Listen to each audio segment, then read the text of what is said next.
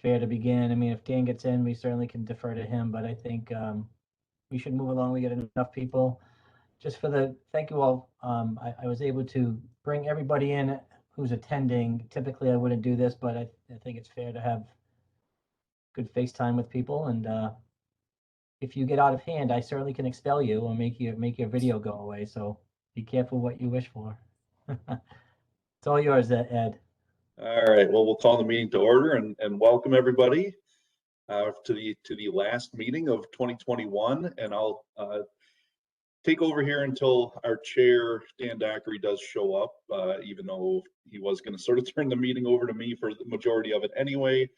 Yeah, I'll just jump in here right from the start. So thanks everybody for attending. And Bill, if you could do the roll call right away. Sure, just for the sake of getting through this, I do have people present. Please, no need to respond. Ed Lisinski, Audrey Klein, Mark Bethany, Chris McWhite, Mike Metcalf, Amarinda Singh, Martin Van Gundy. Any other governing committee members? No, there are none. I do have for board of directors, I have Ron Hampton, Dave Spencer, Ben Bredmore. And Jim Sayer. Jim Sayer, I'm sorry, Jim. Those Northeast guys forget about the Northwest guys all the time. Yeah. Jim was the first one on. He should have, and I forgot him. Yeah. Okay. You do have a quorum. And I think we should also recognize Robin Yoakum, Tom Allen, who are in about 2 weeks from now will be BMC GC members. So and recognize that they are here as well. Yes. And I also believe there's one other staff person on. Mark Roberts, are you out there? Thought Mark was out there. Maybe not. All right. With that, are there any, we'll move on to item 3 on the agenda then. Are there any announcements or changes or adjustments to the agenda? And hearing none, do I have a motion to accept the agenda? Matheny, move to accept. Is there a second? Hamringer, second. All right, any other comments?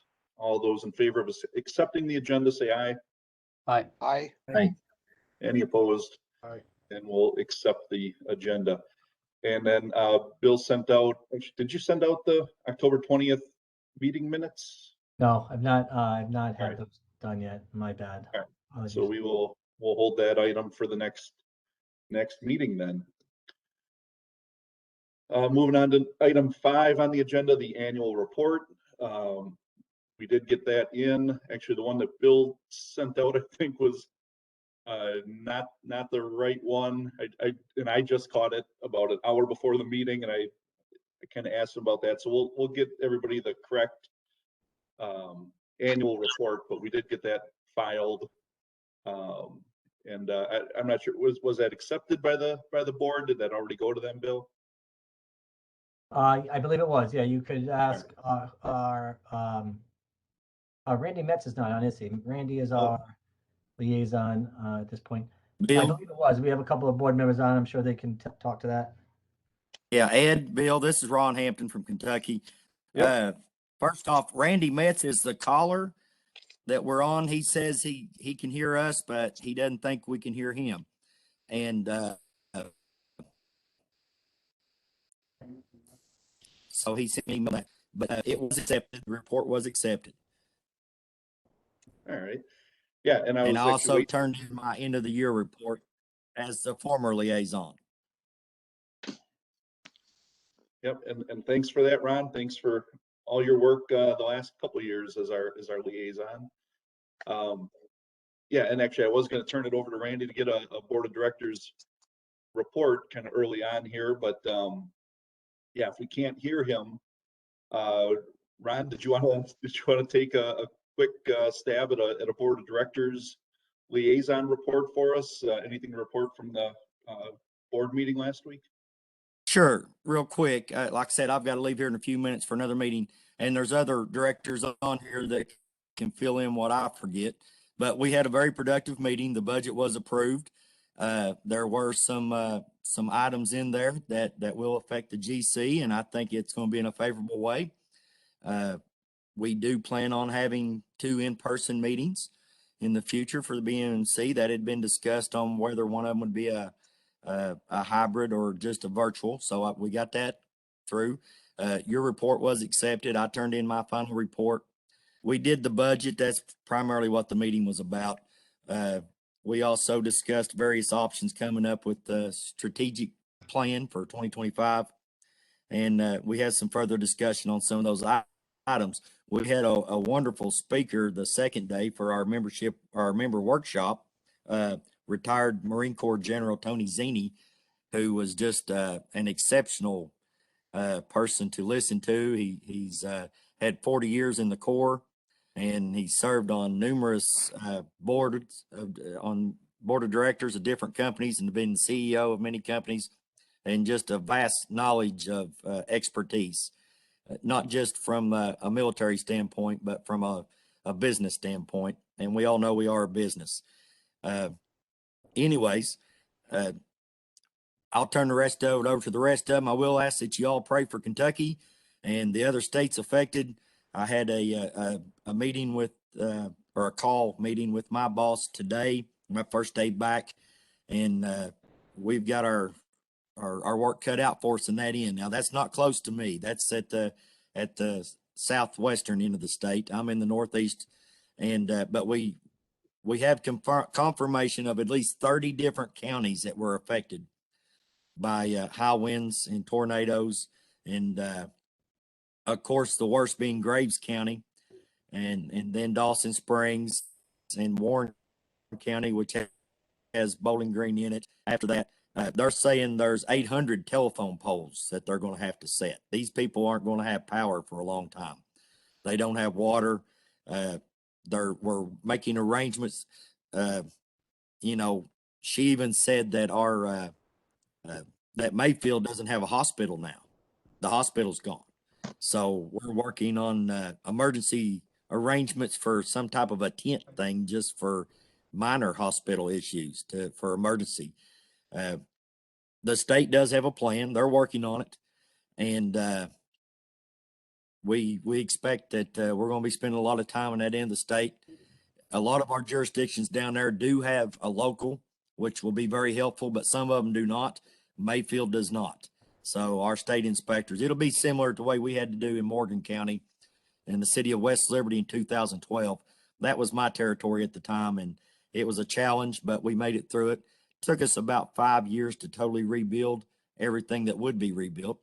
But, you know, you have to go by a different way of doing how we do our job when you're in a situation like that, and people's lost everything they have.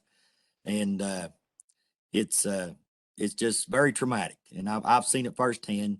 It doesn't do it justice on TV or in the newspaper. When you see it up close and personal, I mean, it's truly devastating. But I'm going to get off here. Randy just sent me an email or a text or something there, appreciating that I mentioned him and he is on the call and he can listen. Perhaps if Bill was to unmute him, maybe, I don't know if that would help. Yeah, being Done. It may not. It may not help. By accident. Does he have his warranty? So I told him. Yep. Okay. Let him work off it. yeah, so I've not been able to affect that rate. If you can hear us great, but being a caller, We'll just calling. Through state new warranty um, program and Yeah, the warranty's The ability already to there. Stuck's there. make you the Is there. so actually there is somebody out there who has You know what? Let's do this. if you don't mind muting your mute, Question? muting your mic. it's gotta be in there. I will. You know what? I'll redo it. We'll put I'm gonna mute everybody. Fiedler, if you can hear us, if you can mute yourself. Okay. But anyways, if any of the other directors got something, that's fine. I'm just trying to hit the high spots there. Like I said, it was a good, productive meeting. I'm sure Ben has a few things to say, it being his first meeting officially after taking office. And Randy would have also if he could have. But thank you all very much. I'll be leaving here in about 10 minutes for another meeting. We appreciate everything you do. Thank you very much. Have a good day.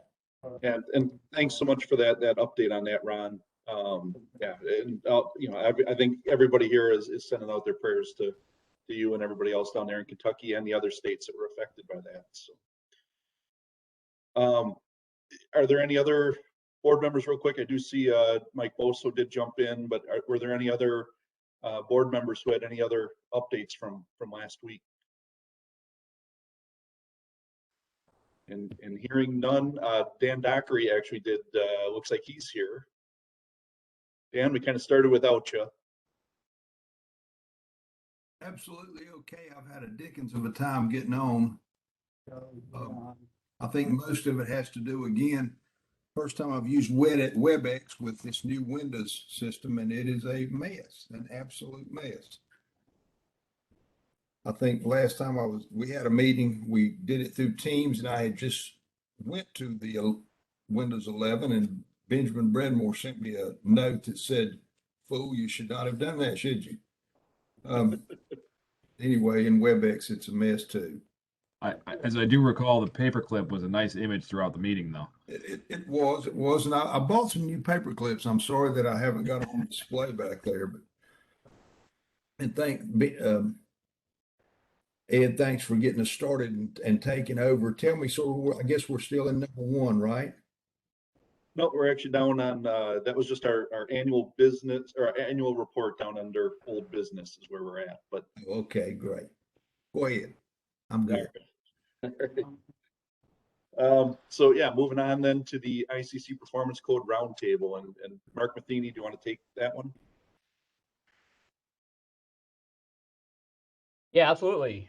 Thanks. So if you aren't aware, the ICC through a consultant, Brian Meacham, is kind of reviving the performance code. There actually is an ICC Performance Code out there. You may not at all be familiar with it. I had to hunt it down. So there's an interest to see if it's worth turning this into, similar to these codes, and active functional document. Right now it's somewhat close to a pamphlet, but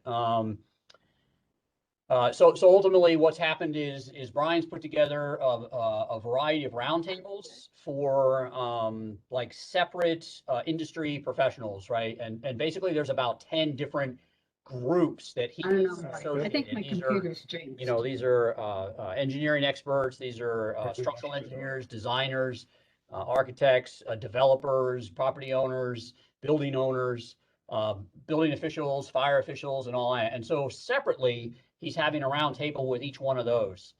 We met last week, building official 1 met last week. There were 11 of us on the call or on the video of the meeting. I think there's about 15 or 16 that have been invited. They just couldn't make the time. He had done all the previous ones up to this one. This week, he's actually doing the fire officials. And what he wants to do is he wants to kind of build a document, an outline from each of these roundtables, provide that up there, sort that down, and then take kind of all the information that was provided, like the takeaways, and then have a much bigger meeting with them basically in February. We're basically going to have probably 2 separate meetings in February, kind of mid and end. They might be 2 days long. And what that's going to do is he's going to kind of summarize where everything went, and then do kind of breakouts, give a little bit of homework on certain tasks and that kind of stuff in the first one, and then the second one come back and kind of report all of that information. So if you have an interest, it's reimagining the ICC PC, right? The performance code. Honestly, besides the fact that I have a link, I found the best way to find it is to Google it. It's just ICC Performance Code, and a link about the third one down will give you that. Technically, it's at iccsafe.org/products-and-services/performance-code, right? So that's the URL that you can go in there. But if you go, like normally you can go on the ICC site and you can go right onto there on the upper tab and it said products and services and there's a drop down. But when I go there, I can't find the performance code. So it doesn't seem to show up like on the cover page. And I've tried it a couple of different ways, not signed in, sign in. I can't seem to find it. But if you go there, just Google it and you'll get it. Ultimately, very quickly, what happened, we had basically 11 takeaways. And I won't go through all of them, but you know, there is a general interest in having this done. It's super complicated. It's not for everybody. It doesn't have to apply to every building. It can apply to portions of a building that may need performance and then have prescriptive around it. Education is a critical part, and including education being a critical part, a guidance document should happen simultaneously about how to actually read, not necessarily a commentary, but a guidance document about what things mean. And that it's really important to take the time to do it right. And those are the key basic takeaways. All Any right, questions? thanks, Mark. And if people are interested in that, who should they get in touch with, you or? Yeah, certainly shoot me an email or give me a call. I don't know if our contact information is anywhere, but it's mmatheny@asheville.nc.gov, 828-778-0754. Or you can always send Bill Nash or myself an email. I think our info is on the, or Bill's for sure is on the agenda, and then we can pass that along to Mark as well if anybody out there's Absolutely. interested in that. So, And you Super should be on exciting. there It's too, really a lot of your email and Dan's as well. I believe you have a hand up. Tim Yep. Deal looks like he has his hand up. Yeah, this is Tim Deal. And I just, Mark is on the building, I'm on the fire, and we did meet last week. And a lot of the takeaways that you have, we have the same takeaways, especially when it comes to education, both on the design side as well as the fire official side. So I think that's going to be one of the strong emphasis that comes out of most of these work groups is just getting the educational part of it, as well as trying to figure out where exactly does it fit in. So That's right. Thanks. Yep. Good to hear that. thanks for that, Tim. All right, next up on the agenda then is the Learn Live, and Mark, I think you participated in that, so it's staying in your court here. Yeah, so the Learn Live, hopefully people participated in that, took the opportunities. It was really some fantastic information. The content, kudos to ICC and putting all that together. The content was fabulous, just really great stuff. The last class on Monday, it was just over the top. Wait, that was my class. I mean, all the other classes were a really good class. You know, we've talked a little bit about the homeless and all that. Major jurisdictions did great. It ended up being about an hour and 15 minutes, just full of resources, full of really good cross discussions and panel discussions. Just a fantastic presentation. So that one, and that was a lot of fun. I did. Let's see, I wrote it down. What did I do? Communicating in a digital world. So that was a lot of fun, kind of where you should be, how do you act like a code official, how do you still stay within your community, how do you still treat people like humans, even though everything's electronic and digital and pixelated and all that. So really need that to go there. You can go, I don't know, it's kind of weird, but it's good that it's available, right? Anybody can go there now. You don't even have to sign in. You didn't have to pay. So go to the ICC main website, go to professional development. Up there, there's a tab, drop that down. It's ICC Learn Live. That page will come up, go to previous events. There's a tab that says previous events, and then go to fall of 2021. And all the classes are on there. What you'll do is you'll click on a video and it gives you the passcode, and just click on that passcode and then the video just plays. It's pretty amazing. So all the courses are there, really great content this year. As it has been in the past as well. But yeah, it was a lot of fun to participate. It was kind of last minute. We scrambled around. ICC staff did a great job just kind of keeping me in track to where we needed to be and on time and all that. So it was a lot of fun. Excellent, thanks for that. Anybody have any thoughts on the Learn Live before we move on? I was there for a handful of them. Yeah, I think staff did a great job, and all the speakers that of the handful of classes that I attended were fantastic. So. All right. Next up, Bill, do you want to take the evolution and status document update? Sure. So at our last meeting, we had some discussion about our exactly that, the name of that document, evolution, subcommittee evolution and status, going way back to those, for those of you that may not remember, we created a document several years ago that memorialized the formation of the task groups and the activities of the membership council going way back. So we've maintained that document every year, and with COVID last year, we didn't get to update much.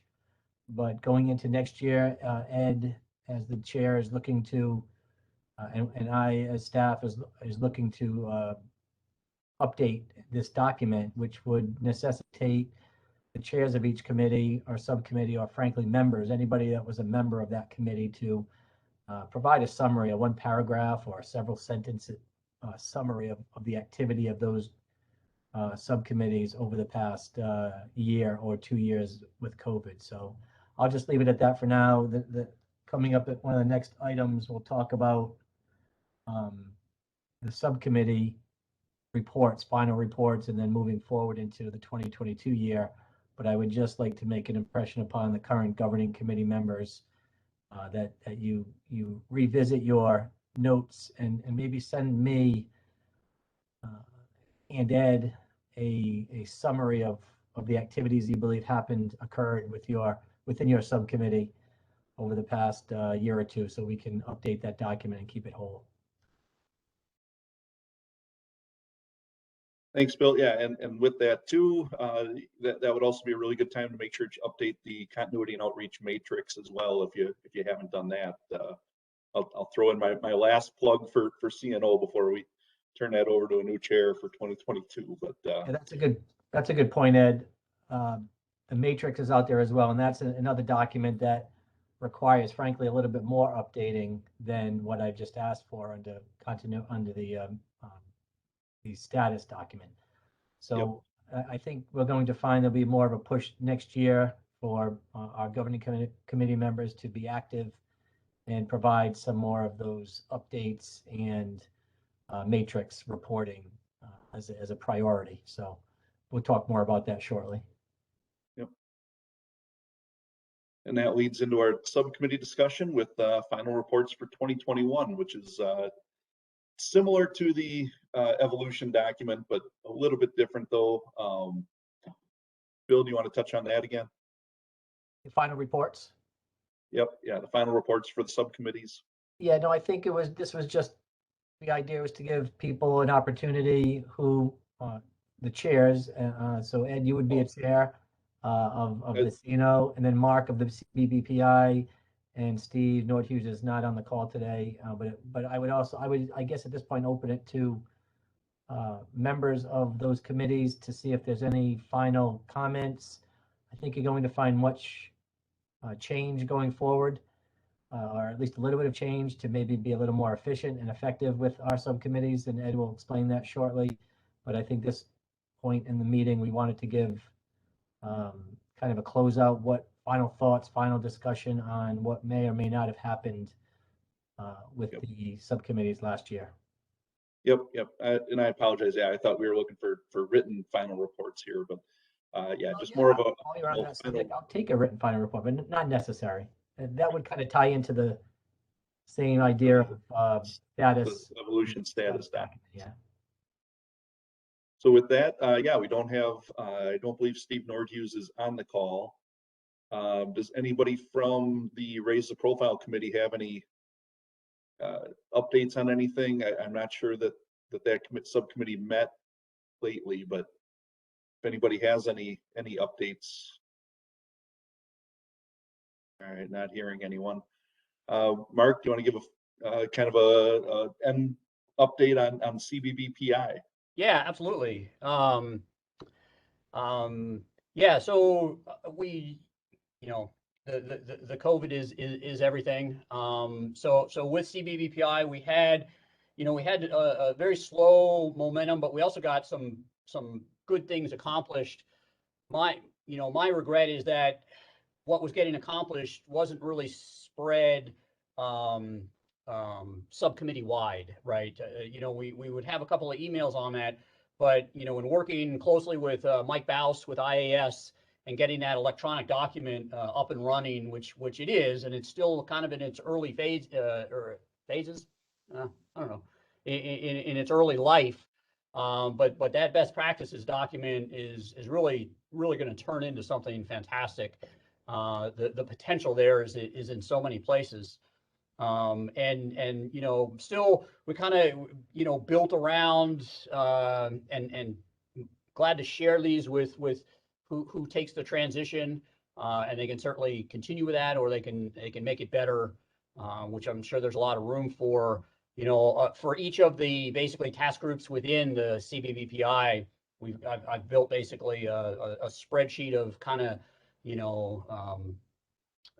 mission, vision, and purpose, and a group of organization, and kind of what their group should maybe be doing, and that kind of stuff.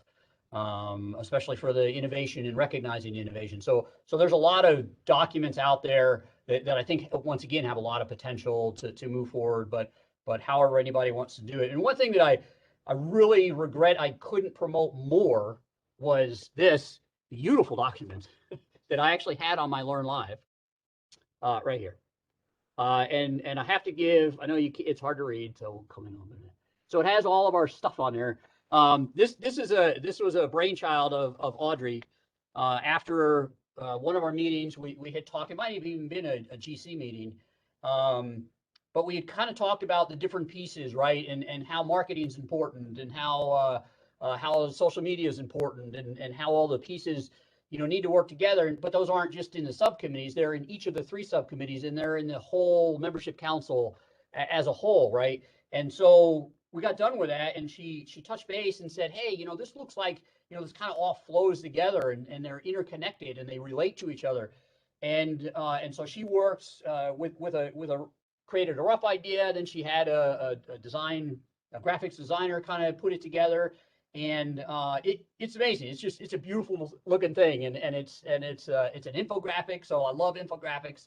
And so I think there's a lot of potential for this to build its way into the BMC, right, as a whole. I think there's just so much potential to happen within this, and that might even be our logo or something. I don't know, but just kidding. But it really is great work, Audrey. I really appreciate the effort you put into that, and I look forward to this developing as well. And that's all I got. I appreciate everybody's participation.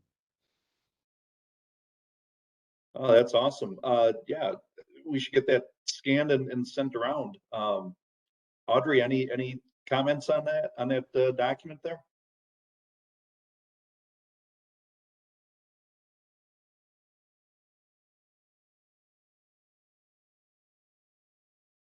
I see you unmuted, but I can't hear you.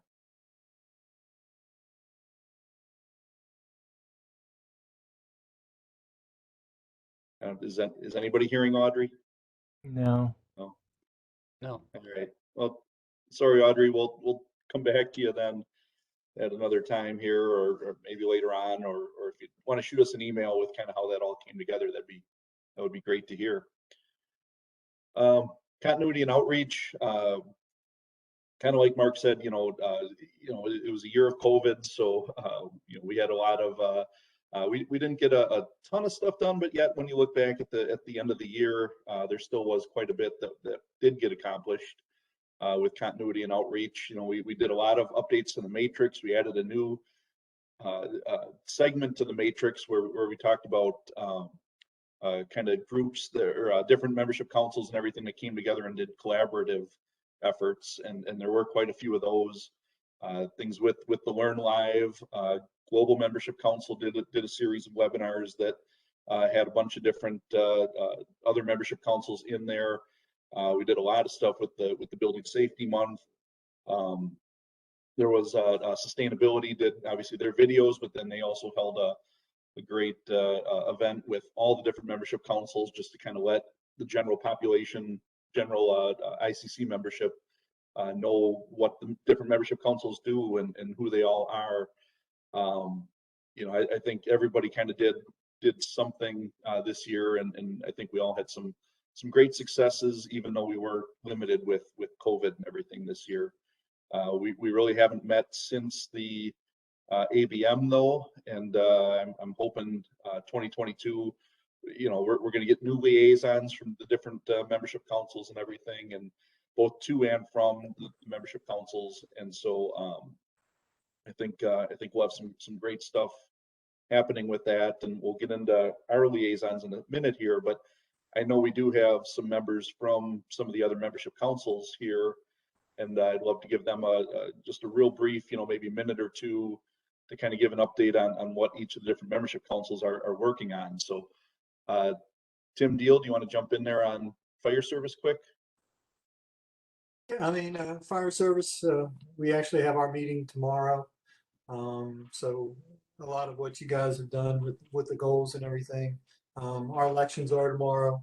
More likely, Christine will be our chair and I'll be the vice chair. So we'll be working through that. But we're reorganizing all our committees also with a new focus on the upcoming year, of hopefully becoming more involved, especially in the training arena.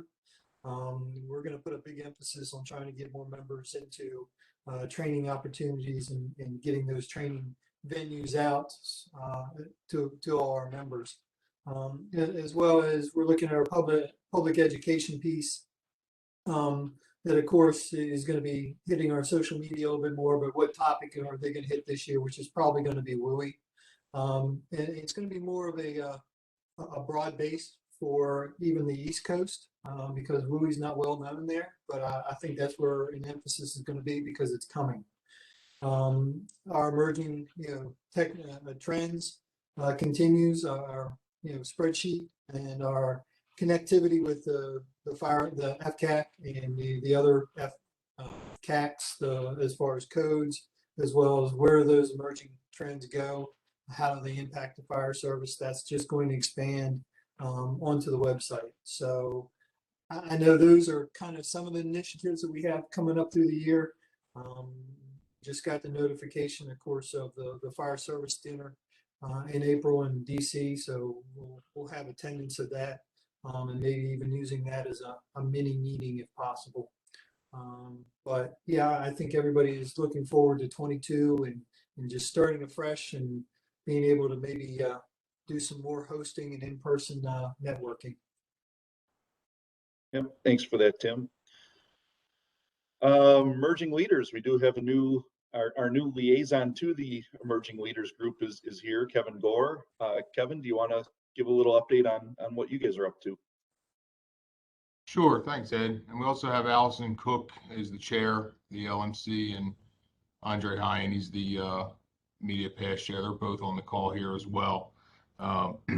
We had our meeting actually on Monday for the LMC, and a couple of things that we were discussed at the meeting and we also worked on prior to. We did a charter review of the LMC.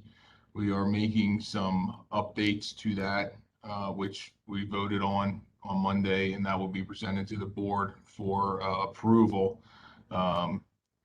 We looked at a couple, we did look at building membership charter for some guidance on some language, to try to keep things consistent there. But that's one thing. We did appoint a couple of new members to fill some vacancies on the ELMC.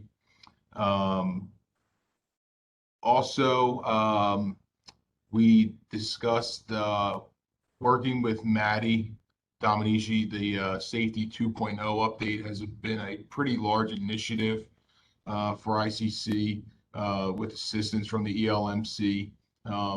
One of the biggest components that they've updated recently was the technical training program. Maddie's done a lot of work on that. They are about to go live with some new modules for the training for high school and college training programs. I think there's a link to it, but unfortunately I had issues getting into it. I've talked to Maddie. I haven't been able to access it, but I know that some of the trainers, they are having them look at that currently to provide some feedback on the website and the literature that's on the site there. So as of right now, that's what we're working on. One reminder that we announced at the meeting was that January 10th is the deadline for Group B submittals for code change proposals. So just everybody keep that in mind if you're going to get something in. But that's all I have. Ed, Andre or Allison, if you want to add anything to that, feel free if I missed anything. No, that was a fantastic summary. Thanks so much, Kevin. Perfect. Thanks, Kevin.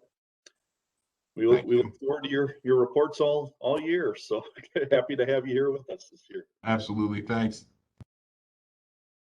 Let's see. And next, let's see, Global. I think they just had a meeting just before ours. I don't see anybody from Global. They may still be in their meeting for all I know, but I don't know if anybody has any updates from the Global Membership Council.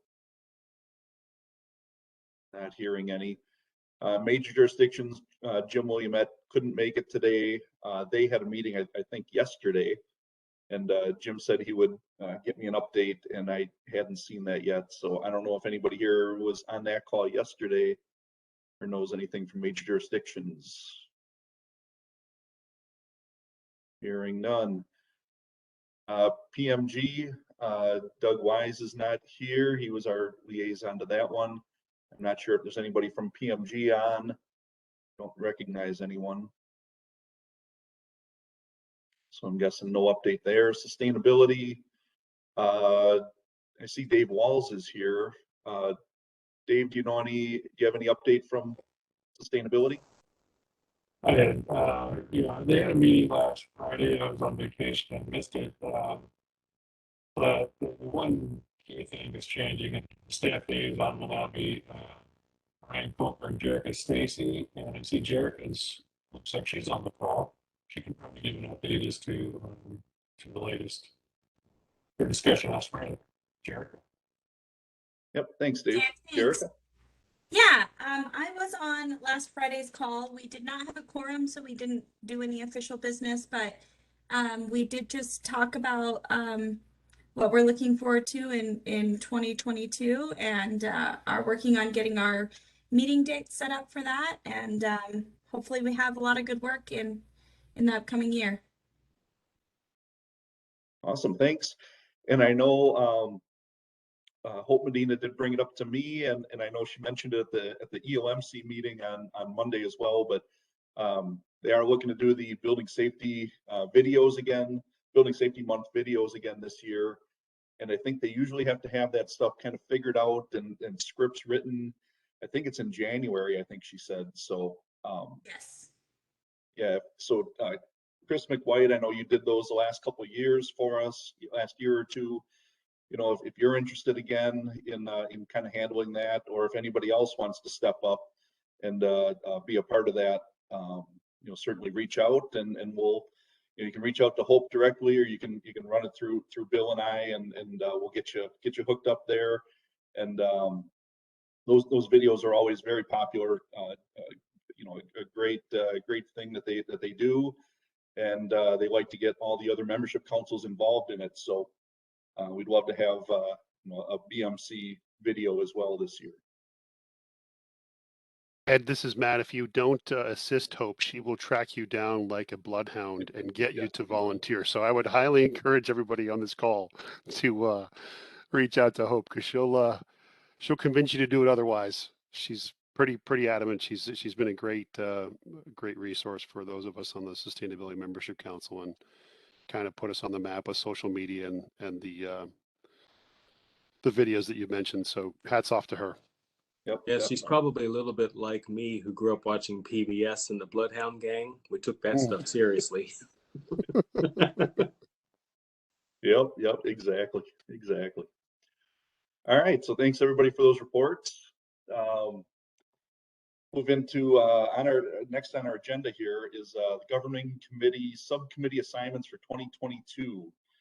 I think after our last meeting, I sent out a poll to everybody, kind of a little survey that just said, hey, let me know what you're interested in, and we'll try to fit you in.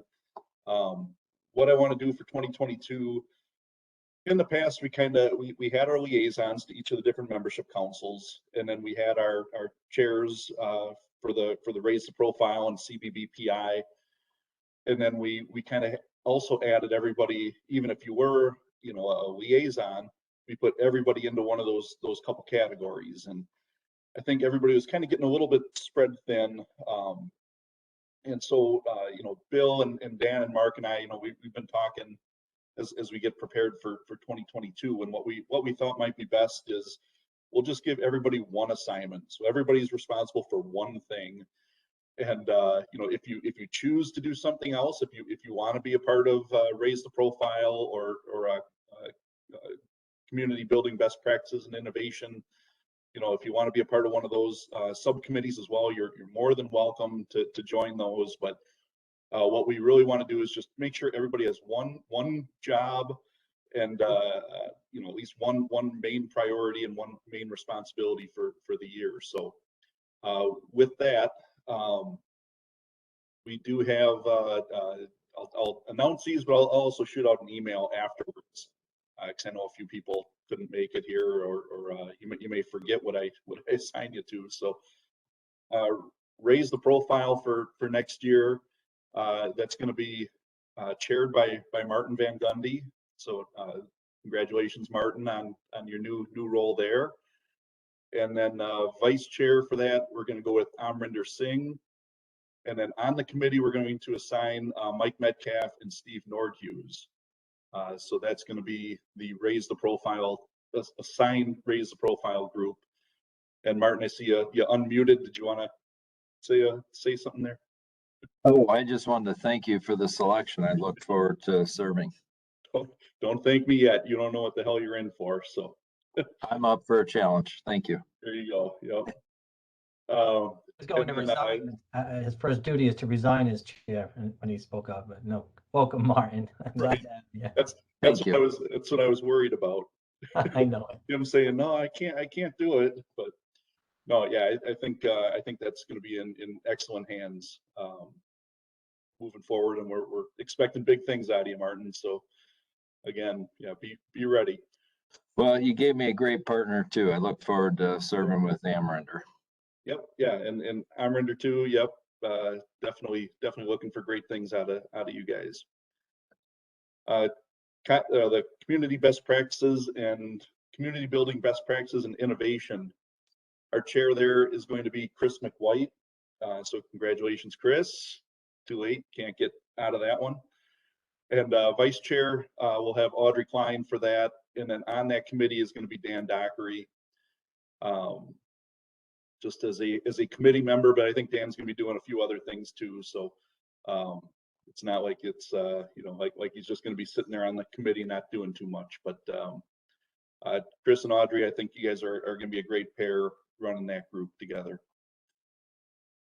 All right, so our liaisons to the different membership councils, emerging leaders, Eric Woods is going to be he's one of our new members out of Atlanta, and he'll be our emerging leaders liaison. Fire service, Tom Allen, we're going to put you over there. Global is going to be Jeff Griffin, who couldn't make it today. Major jurisdictions, Jim Williamette's going to stay on there. Doug Wise is going to stay with PMG. And then Robin Yoakum, we're going to put you over with sustainability. And I think that's going to be a great fit for you to help out that group and kind of report back on what they're working on. So again, I'll shoot out an email with all that to everybody. But if anybody has any thoughts or comments on that, we'll open up the floor here. If you guys want to trade, feel free, but yeah. All right, hearing none. So Ed, if I could just, maybe you'll touch on it next, but, as people can do the math, that was 13 people. So that leaves 2 Right. that are left, and that would be Ed as the chair of the governing committee, and of course, Mark Matheny. You all know we still have the continuity and outreach, and as previously determined on kind of the policy or the charter that we have, the vice chair of the governing committee serves as the chair of the continuity and outreach. And Ed, of course, as the chair, is committed the I'm rest of everywhere. his working life to working on everything possible, building membership council. So, so that's how that rounds out the 15-member governing committee. Yep. Yeah. Thanks, Bill. Yeah, I should. Yeah, Mark almost got out of running CNO because I almost missed him I'm there. not going to let that happen. No. So. Yeah. So moving on the agenda, the management of the subcommittees. So. So my chairs and vice chairs, you guys are pretty much going to take over those subcommittees. You guys are in charge of setting up meetings,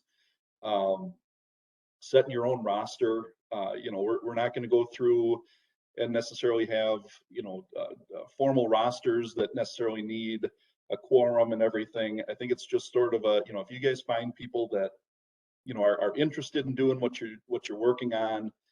Just bring them in, invite them to your meetings. You can have as many or as little as you want. I think what works out well though is to make sure that you set times for your meetings. I know continuity and outreach, I think we were doing like the first Wednesday of the month or something like that. You guys can establish that however you feel fit. And then again, feel free to reach out to some of the other people, some of your other contacts throughout the country. We have done calls for committees in the past, and we're going to do that again I'll get to that in just a second here, but feel free to reach out to whoever you'd like, have them on your subcommittees. But just remember that whoever you bring into there, bring in people that are going to contribute and that are going to get some stuff done and aren't just going to kind of be there to listen to the meeting and then go away and not actually contribute anything, because you guys are going to be responsible for making sure that stuff gets done this year. And if I could just, Yep. I guess the duties of the chair, as Ed suggested, to manage the subcommittee.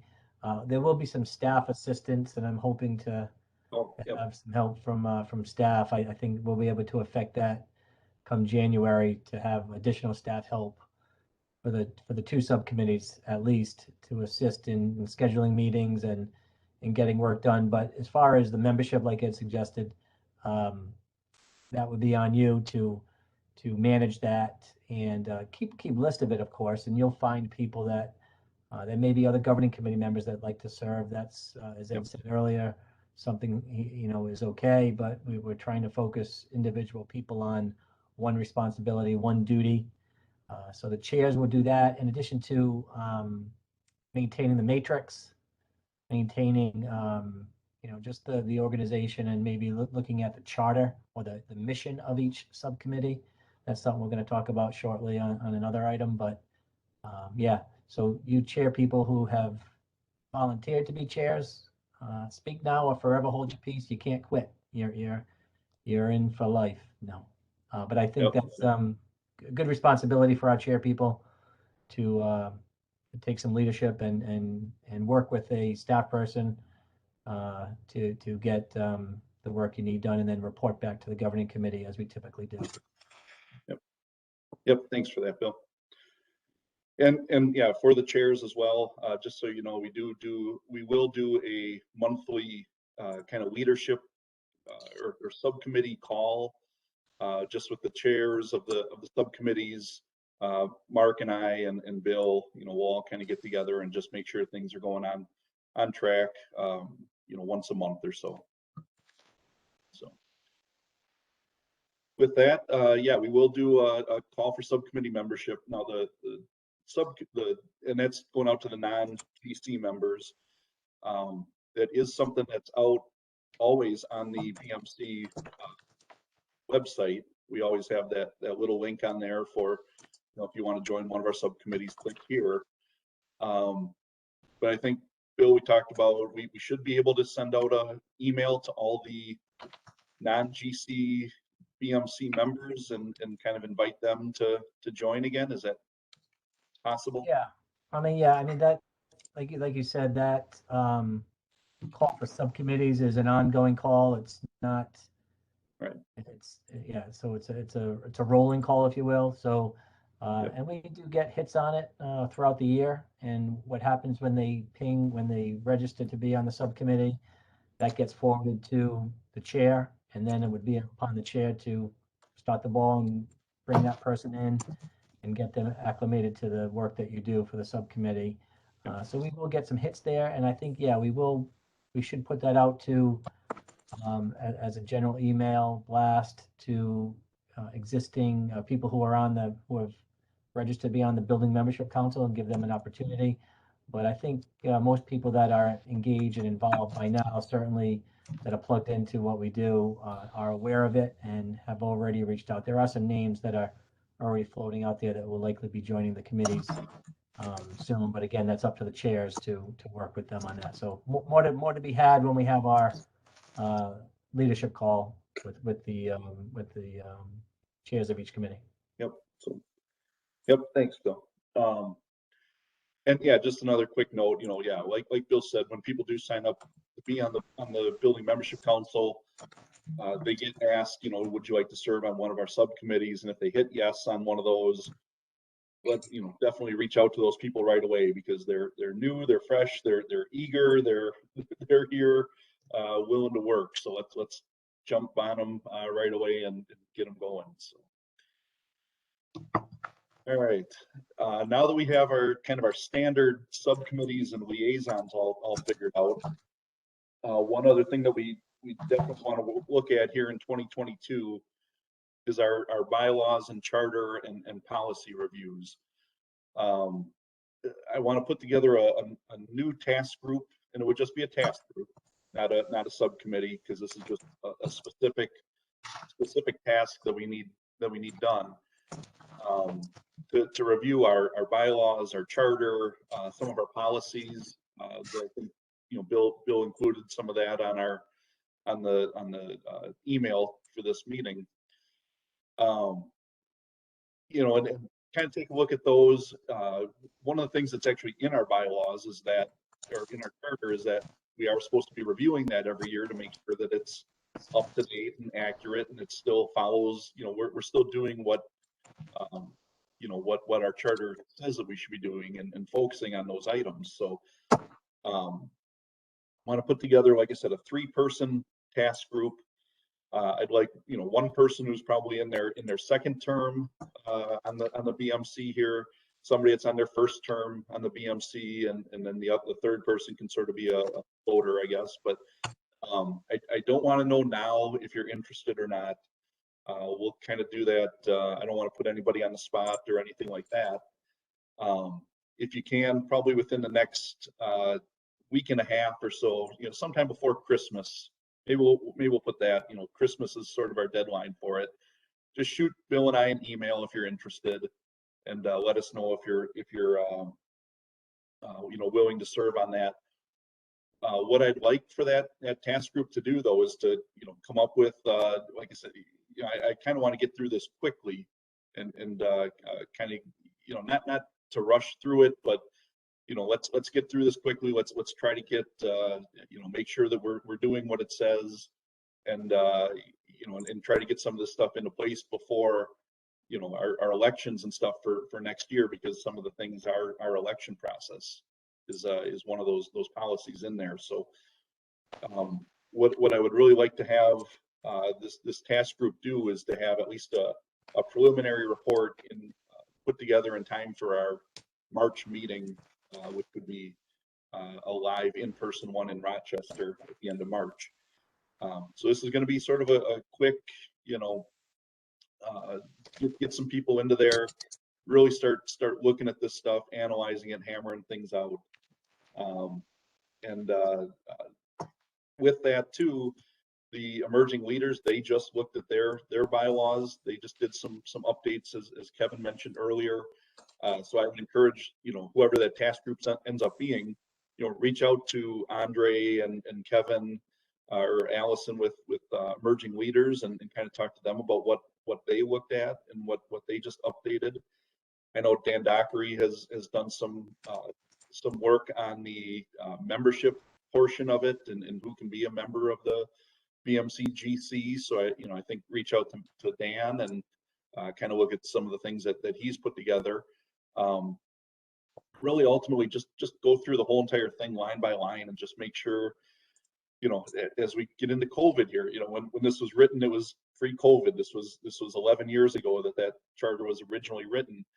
Are there things that we need to update because we're doing virtual meetings now throughout the year? Are there things, with our membership that we need to do? We've talked about this in the past of, if somebody is voted in as a BMC GC member and they retire and they're an honorary ICC member, maybe finding a way to make sure that they, can stay on as a BMC GC member.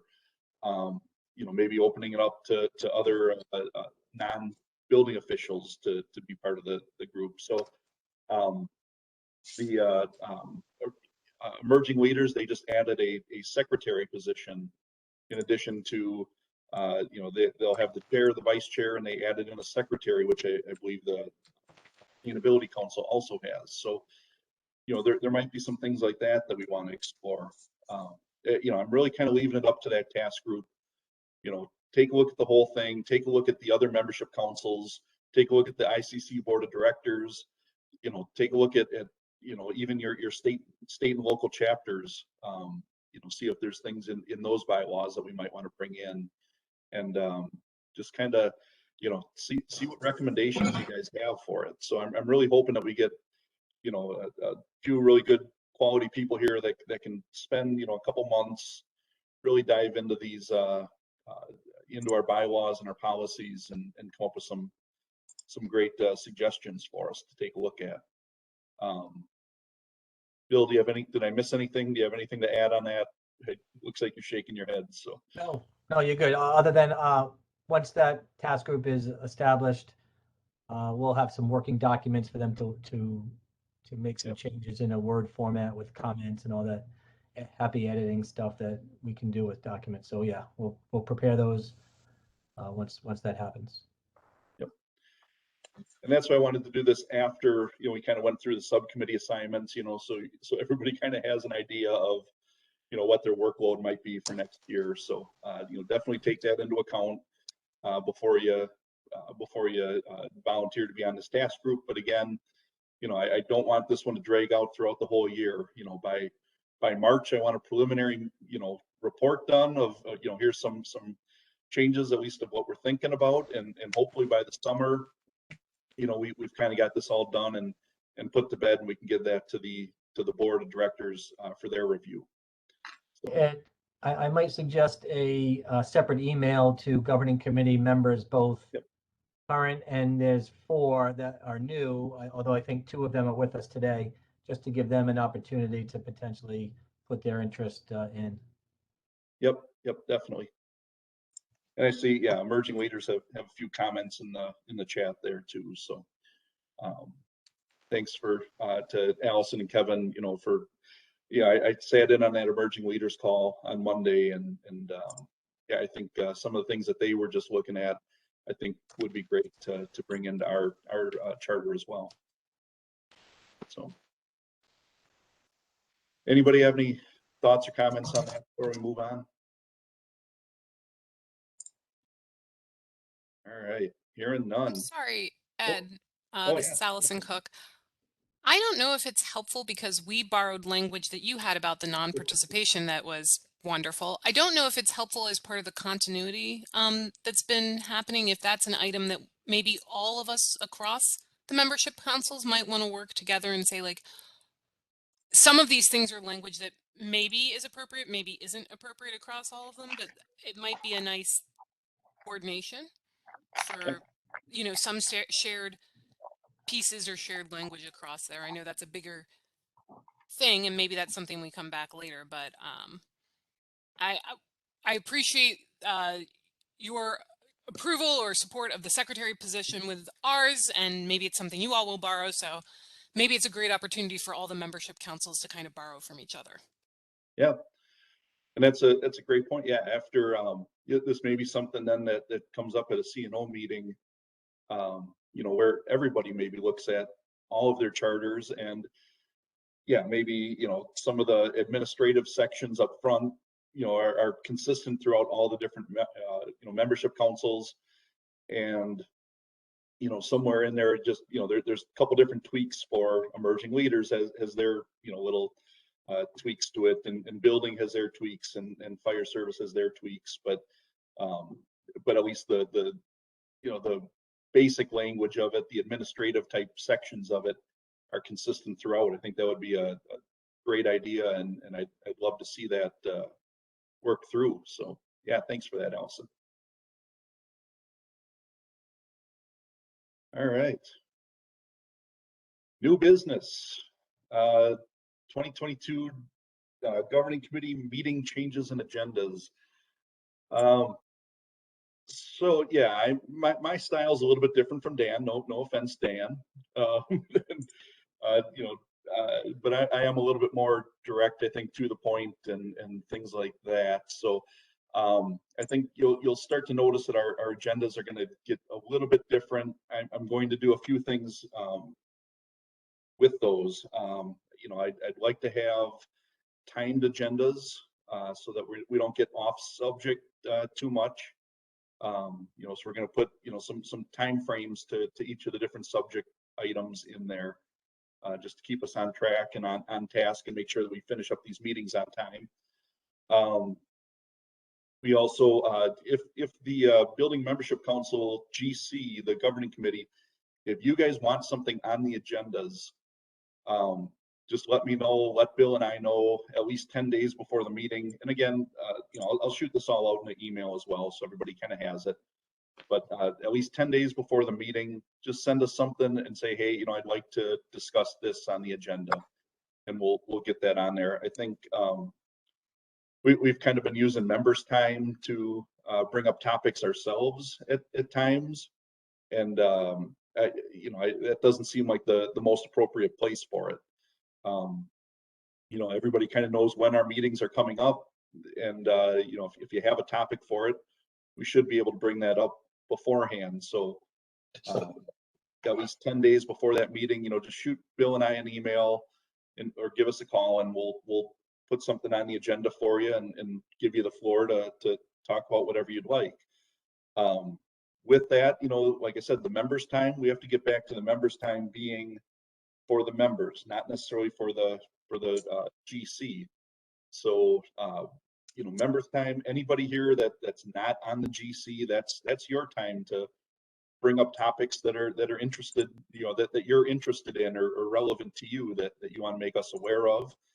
If it's something that is going to take a little bit more time, we'll put it on the agenda for the next meeting, and you know, give it 10-15 minutes for a discussion. I also want to bring in a Icc Board of Directors liaison report, and I talked to Randy Metz about that, so he'll prepare that for each of the different meetings. And one of the nice things with our committee assignments and everything is that I think, you know, we'll get just about everybody on here contributing to our meetings. You know, each of the different liaisons, you know, we have 6 of those. You know, you're all going to give a couple minute talk at each of our meetings. Our chairs, and maybe even the vice chairs of the Raise the Profile and CBBPI and CNO, you know, we'll give you guys a chance to you know, give your reports. And so yeah, I just want to let everybody know, you know, come to these meetings prepared. I'm probably going to call on each of you at some point to kind of contribute. So It'll be in rest. so that's yeah, so be prepared there. And then under new business, yeah, the members' time agenda item changes, I just kind of covered that. But again, you know, the members' time should be for the members, and we really want to encourage them to, you know, bring up topics that they want to talk about or that we should be addressing in the future. And again, you know, if anybody on the GC has something, you know, let us know beforehand. We'll get it on the agenda for you. The meeting speakers and presenters for 2022, we're still going to do those. If you remember back the last couple of years, one of Dan's big things that he's been asking for is who are your partners each meeting, and we've talked about those partners. So I want to use that, and maybe we'll get some inspiration from that for our speakers and presenters for this next for 2022. So if you have somebody in your you know, in your jurisdiction or in your state or in your chapter who's a partner who you don't always think of as your regular partners, you know, if you have a good speaker on something like that, let's bring them in and share that with the group. And you think back to Hope Renovations when we had them in. They're a partner down there in North Carolina, you know, and that was a fantastic presentation that they did. But then that gets everybody else across the country thinking about, you know, how can I reach out to groups that are similar to them in my community and make those partnerships. So again, if you have partners, if you have you know, other speaker ideas, we definitely want to do those. We've only got we'll only have 4 kind of virtual meetings next year, and then 2 in-person meetings. So we don't really need a ton of them. But if you do have somebody, please let Bill and I know, and we can make that connection to them. And then our 2022 GC and subcommittee meeting schedules, we'll send that out as well. What we want to do is the second Wednesday of the odd numbered months is when we're going to typically have our meetings. They may may be subject to change here and there. But yeah, like I said, I'll send this out in an email quick, but it'll be January 12th. We'll have a virtual meeting. In March, we'll meet in person in Rochester. May 11th will be a virtual meeting. July 13th is a virtual. September will be in Louisville, an in-person one. And then November 9th is going to be another virtual meeting. And the in-person ones, I know at the last ABM, excuse me, at the last ABM they did on Sundays. I'm not sure if that's how that's gonna play out. Obviously, we're kind of subject to whenever ICC kind of schedules us and gets us into town. But I would think that it might be on Sundays again. Bill, any updates on that or insight? It's all kind of a function of COVID or not. But if you remember, one of the things we did prior to COVID is we went from a Sunday at the ABM from a Sunday meeting model to a Wednesday after the ABM, which frankly I think we all agree might have worked better. It gave us more time to engage and be active in all of the stuff rather than being bogged down to membership council stuff. Then of course COVID came and went, we hope, and we went back to Sunday. That was more of a function of shorter ABM and everything. Restrictions, but that's a possibility. I would think that there'll be some pretty good discussion on when to have that, but I think we're probably looking at an after type event, which is fine. Okay. Chairman Ed, this is Mr. Spencer. Yes, sir. There was discussion, obviously, quite a ways away. There's some preliminary discussion about some things moving around to maybe with the golf tournament versus when the membership councils meet and things of that nature. Do not quote me, but I think the membership council meetings may be moved to Monday or something of that, but that is preliminary in discussions with the board. So nothing's set in stone, but that is being talked and considered by the board of directors. And how do we navigate that to avoid as much conflict as possible, but as we know, some things may conflict. So that's still in the works. Excellent. Yep, thanks for that update. Yeah, I know, that some people wanted to, attend the golf outing and things like that this year, and they had to kind of make that decision of, do I go golfing or do I attend my meetings that you're paying for me to be here at? So I guess it's, kind of balancing that out. And like you said, you're always kind of going to miss something, I guess, whenever you schedule it, because you only have so much time. But anything that the board can do to spread that out so we can attend as much as possible, I think would be a big help for us. So appreciate that. And just to kind of close the loop on the discussion of new chairs and this discussion, we'll set up a leadership call early in January to bring the chairs in and look for so I guess my point is to the subcommittee chairs that are on the call, start looking at your meeting schedule and how you might want to, quote, manage your subcommittee. And we'll talk about that in January and get all of that pulled together as we try to kick off the year, with a good start. Yep, thanks for that, Bill. All right, we got about 10 minutes left here, and on the agenda, we're down to members' time. And because I didn't really, kind of tell the GC members not to use members' time before this, if any of the GC members do have members' time items that they want to bring up, we certainly can. But otherwise, I'll open up the floor to anybody out there, membership council, GC people or not. Anybody that has a topic that they want to bring up, except for Matt Hunter. Except for Matt. Yeah, I'll just be quiet then. Just waste my time. I'll defer to anybody else. I just have am I volunteering to go first?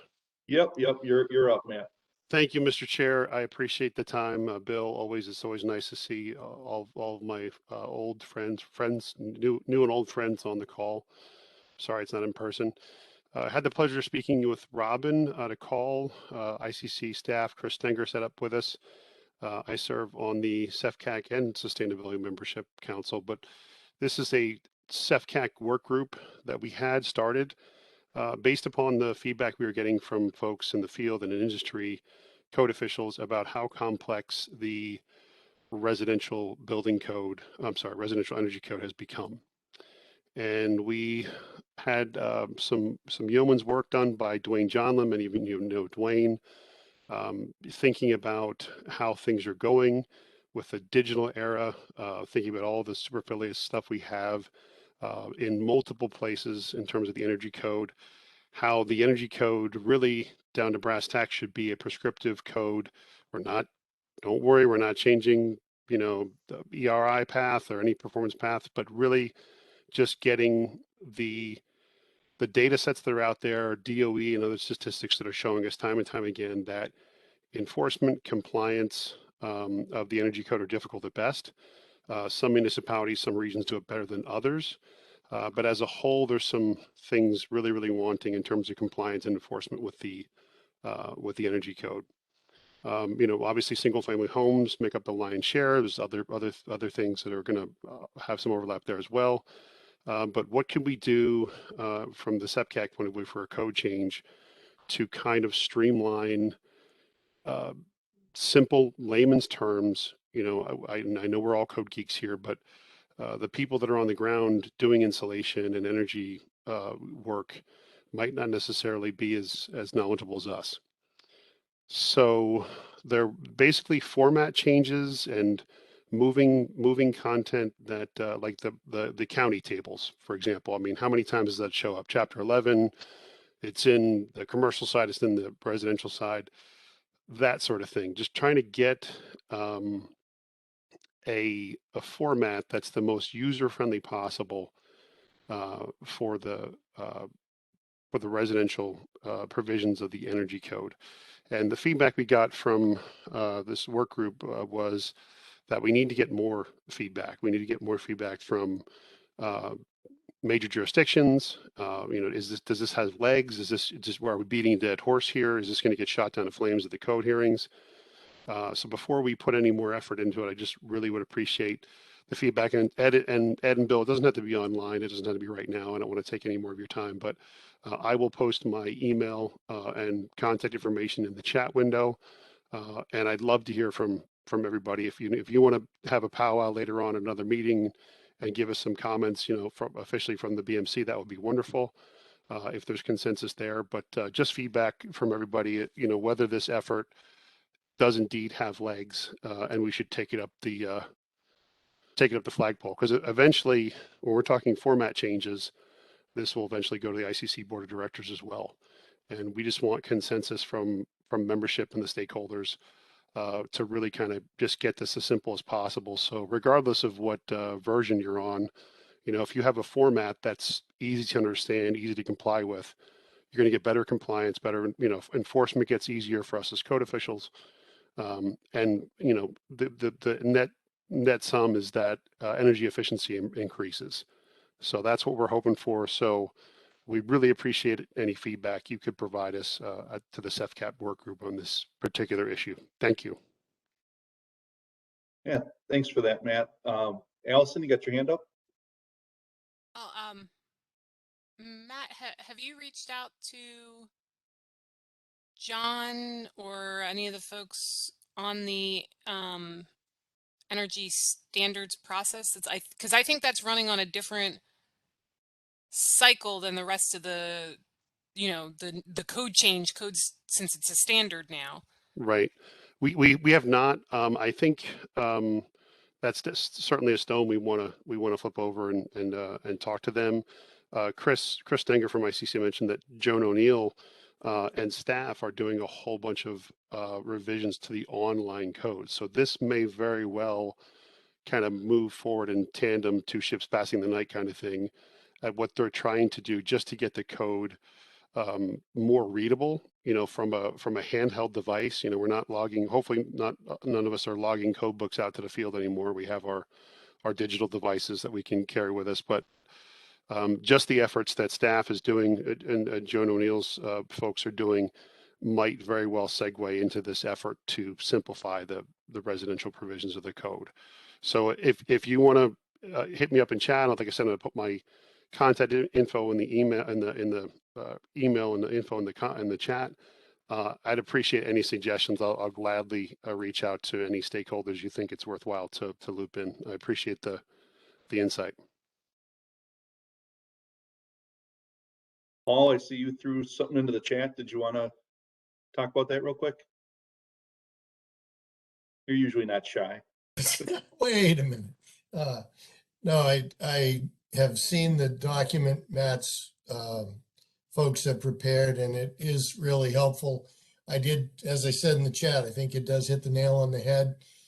Certainly the ideas in that document are things that I take to heart as I'm sitting on that committee with the standards committee for the energy code. So just wanted to appreciate Matt's effort anyway.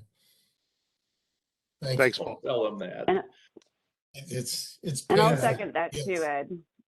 It's really, the work that they started doing is really amazing. So I'm looking forward to making sure that we've got buy-in across the board and the membership and seeing what we can do at the residential consensus code committee to get that. It probably will not happen this cycle, but an ongoing maintenance and for future. Yep. Thanks, Rob.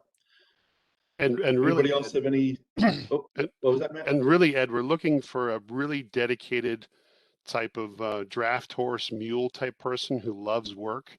A patsy would be good. Would be a good term that we can just pass this off to and just rest on our laurels and see and reap the rewards of this benefit. So if anybody, you know anybody like that, please send them. I was gonna say, I think Dan just volunteered in the chat. Oh, fantastic, Dan! I'll look for I'll look forward to your email. Appreciate it. Thanks. There you go. Just kidding, Dan. Dan. Anybody have any other thoughts on Matt's information here, or just any other topics that they want to bring up?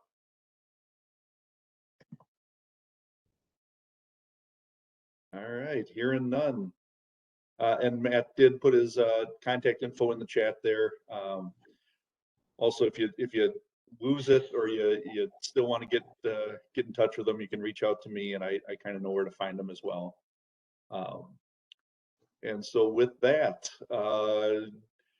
we're down to the closing thoughts and adjourn. And Dan Dockery, I've stolen your whole last meeting away from you. So if you want to close us out here with some closing thoughts and get us out of here, I'll turn it back over to you. No, Ed, I appreciate you hosting an excellent meeting, and actually I'm looking forward to next year. This is my last year. Anyway, I would term out. I'm excited by what I see you doing. I'm excited by the new members who are seated on our GC. I'm just extremely impressed by what they're bringing to the table. 2022 is going to be a good year, and I'm still excited just to be a workhorse for the crowd this year. It's going to be fun. I'm going to kind of take off a little bit different from something you said, Ed, about partners, and something Matt said just a moment ago. We work with everybody, and that's the thing. And what we do touches everybody. And as we go forward into 2022, I want everybody to realize that sometimes what we overlook is the value that we bring to the table when we recognize the needs of one another as partners in this business we call code development and enforcement. It's a easy thing to overlook because we all get so busy. But going into 2022, I want you to do a couple things, everybody. Number one, I want you to enjoy time with your loved ones over the next couple weeks in this holiday season, regardless of your beliefs, your faith, the kind of year you've had. It doesn't matter. Just remember, we're put on here to share love with one another. And if we're honest about that, we'll have a good holiday. And that's what I wish for each and every one of you, is a good holiday. And I want you to be warm. I want you to feel invited everywhere you go. And I just want you to kind of have that little glow that comes in a season where we all look at what we can do, not for ourselves necessarily, but for one another. And having said that, the last thing I'm going to say, y'all are good people. You're fantastic people. And I'm proud to be associated with good people. And I've been proud in my time with ICC and as a code official to be associated with good people. Don't quit looking for good things to do, not just in this holiday season, but as we go forward in 2022 and in the rest of our lives serving our communities. Open your eyes, look around you, look at the people you love or the people you serve, and say, oh, that little bitty thing needs doing. And then just do it. Don't ask anybody, don't expect a reward, don't expect anything except the satisfaction of saying, hey, I did that. And then tomorrow when you wake up, look for something else, a little bitty thing, and do it. And you'll be an example to others once that becomes a habit. And, you know, everybody likes a good example, and that's how we learn, by watching one another and by doing. And I promised Ed when I signed off here in my last meeting as chair that I would keep it under 1 minute. I went over that, but I'm right at 2, so I'm going to cut it off. I just want to tell y'all, I love you all. I truly, truly do. And I want you to have a great Christmas season, a great holiday season. I want you to go out and continue to serve well the communities who count on you to keep them safe in the built environment, because that built environment leads to so much more in the health and well-being of the people that you love and live with. Find a little good thing to do and just do it and be happy about it. And good gracious, y'all, be sweet. Have a Merry Christmas. If you get a chance, take a kid fishing. Darn it, take a kid fishing. Do whatever you can. Help somebody else. Make somebody else's day better. Make somebody else happy. It'll make you happy, and we'll all be better people because of it. And with that, Ed, guess what? 2 minutes and I'm out. Thank you, brother. But I think you did 2 minutes, but then I think you did another 2 minutes after you said you only did 2 minutes. So well, that's all right though. Like I told you, take as much time as you needed. So with that, I hope everybody has a happy holidays, an amazing holiday season and everything. And I will take a motion to adjourn from someone. Mike Metcalf move. Is there a second? Second. All right, we have a motion, a second to adjourn. I don't think there's going to be any objection to that. So have a great season, everyone. Thank you all for being here. You know, a little over an hour and a half. We got a little bit of a late start, but I appreciate everyone for sticking around here and contributing, and looking forward to a great 2022. So thanks, everybody. Have a good night. Merry Christmas, everybody. Thank you, everyone. Happy Hanukkah. Merry Christmas.